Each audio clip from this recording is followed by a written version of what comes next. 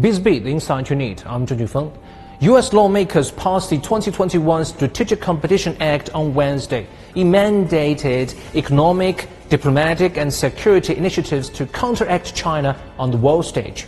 Regrettably, the bill represented a bipartisan hardening of America's attitudes towards China. The Biden administration had earlier suggested America's relationship with China will be competitive when it should be, collaborative when it can be, and adversarial when it must be.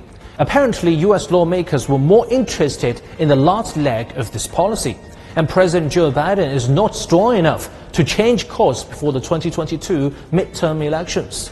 But what does America gain from confronting China? Economically, former President Donald Trump's sweeping use of tariffs upon Chinese goods has proven to have little impact on bilateral trade. In 2020, China's trade surplus against the U.S. rose to $317 billion. That's 15% more than the $265 billion surplus in 2017. Biden has kept those tariffs, which is collected by U.S. government, but the price increases were paid by U.S. consumers. So economically, no gain.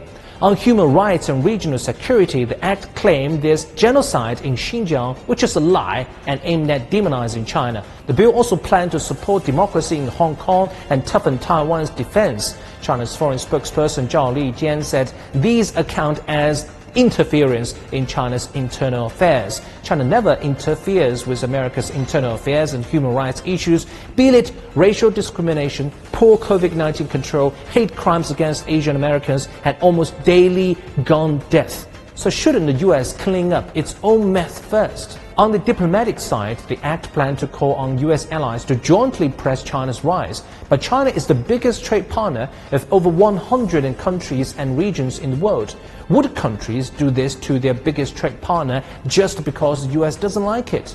I'm a Mercedes car owner, and now the Chinese buy 4 times more Mercedes cars than Americans. Do you think the Germans would listen to the U.S. and bash China? In addition, the U.S. has not shipped a single dose of its accumulated COVID-19 vaccines to its allies, showing no leadership but America first. Instead, China has shipped over 100 million doses overseas to more than 80 countries, especially developing countries. So it remains a question if America can mobilize its allies. Framing China as an opponent will not help the U.S. solve their multiple domestic crises.